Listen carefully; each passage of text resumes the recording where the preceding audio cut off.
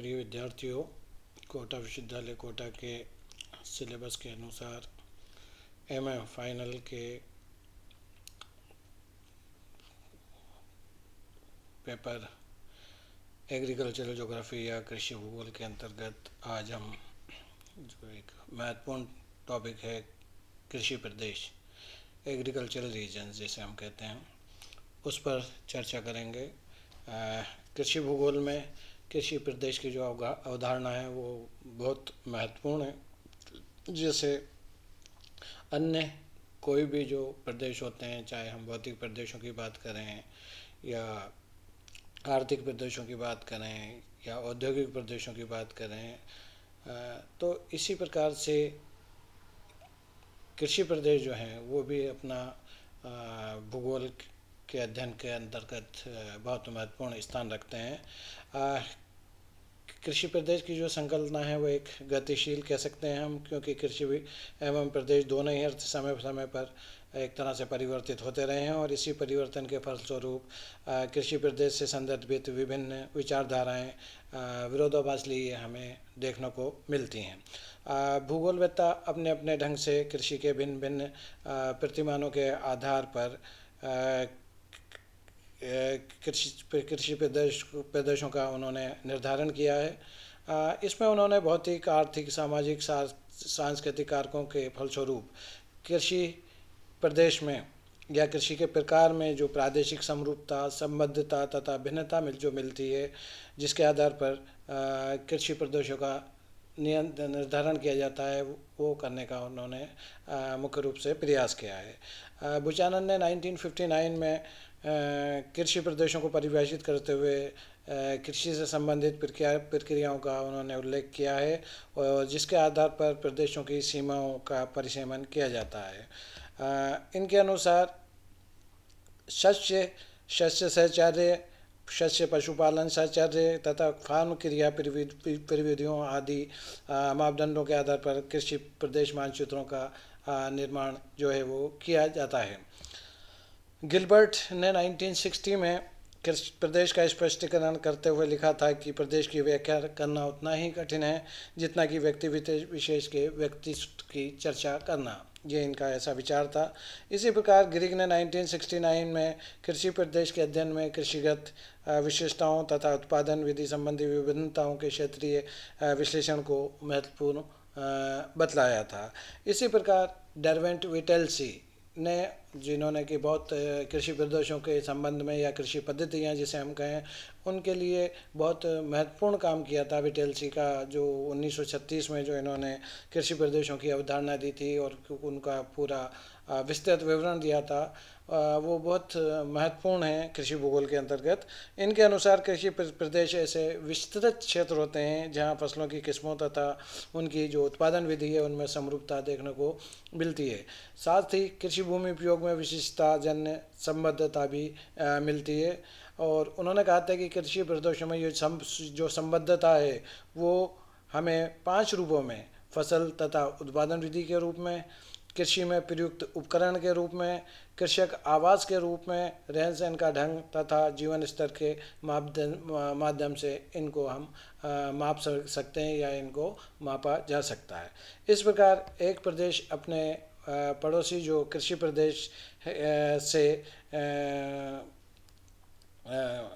समरूपता तथा संबद्धता में पूर्ण रूपतया भिन्न होता है।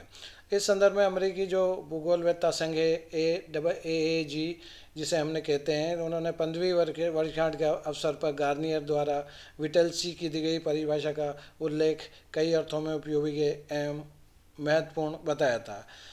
इस प्रकार कुछ निश्चित मापदंडों के आधार पर समरूप या होमोजीनस जिसे हम क्षेत्र कहते हैं को दूसरे से भिन्न वे क्षेत्र है जिसका कोई भी आकार प्रकार हो लेकिन धरातल पर वे कुछ जटिलताओं के साथ सुस्पष्ट क्षेत्र के रूप में उभरा हो, तो उसे हम प्रदेश के रूप में संज्ञा प्रदान करते हैं।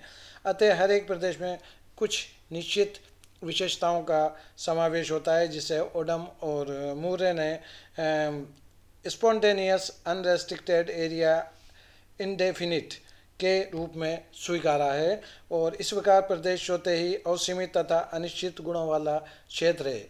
कृषि प्रदेश स्थल का विभाग है जहाँ कृषि विशेषताओं विशेषकर उत्पन्न की जाने वाली फसलों में समानता होती है और आसपास के क्षेत्रों में पर्याप्त जो है विषमता देखने को हमें मिलती है।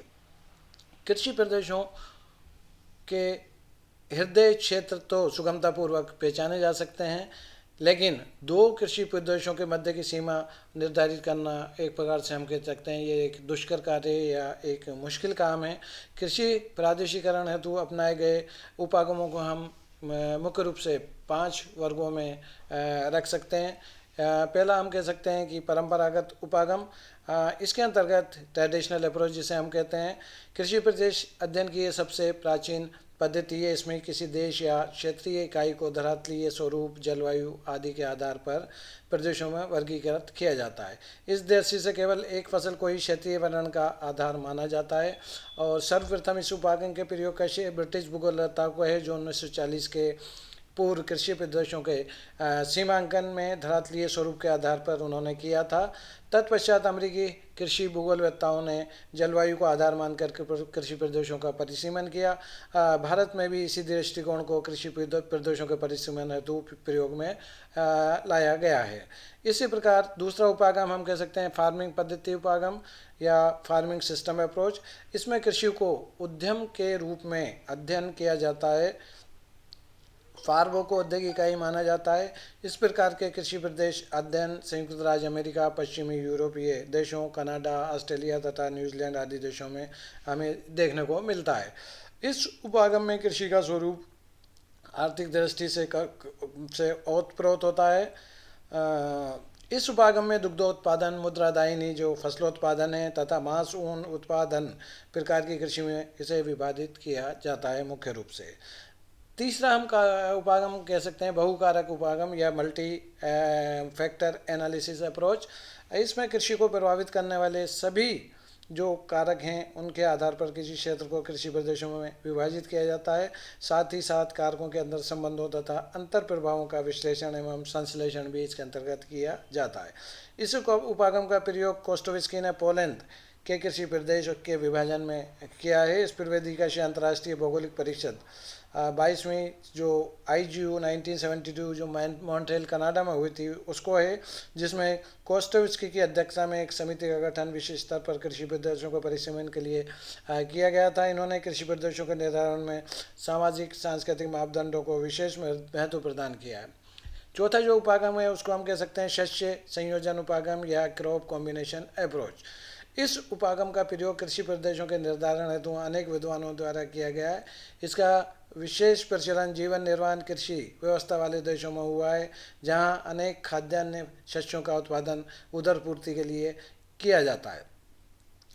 उत्पादकता कम होने के कारण आर्थिक महत्व यहाँ इसका कम है और कृषि प्रदेशों का परिसीमन फसल की वरीयता के आधार पर इस उपागम के अंतर्गत किया जाता है।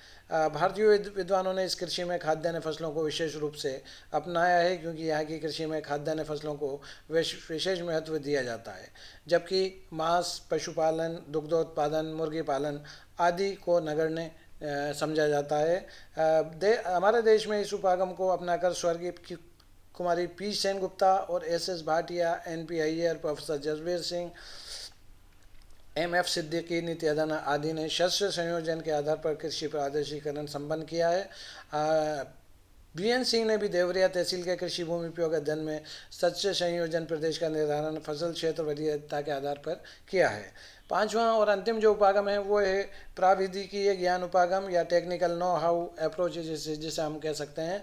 कृषि के विकास क्रम को देखते हुए भूगोलवेत्ताओं ने कृषि प्राधिकरण हेतु प्राविधिकीय जानकारी उपागम को महत्वपूर्ण बताया। विकास के फलस्वरूप प्रति व्यक्ति उत्पादकता भी बढ़ी है। इस उत्पादकता वृद्धि के मुख्य रूप से दो तथ्य उत्तरदायी हैं।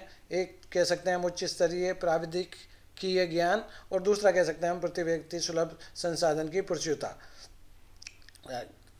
प्रति व्यक्ति सुलभ संसाधन की प्रचुरता। एबलर ने जो ये तथ्य हैं उनके आधार पर विश्व के देशों को का कृषि पारदर्शीकरण किया है। प्राविधिकीय ज्ञान से प्राकृतिक संसाधनों को जो है वो लाभप्रद बनाया जा सकता है, जबकि प्रति व्यक्ति संसाधन की गणना उपलब्ध संसाधन एवं जनसंख्या के आधार पर ज्ञात किया जाता है। दोनों ही जो उपरोक्त तथ्य जो बताए गए हैं उनके आधार पर विश्व के देशों का स्तर भिन्न भिन्न रूपों में हमें देखने को मिलता है।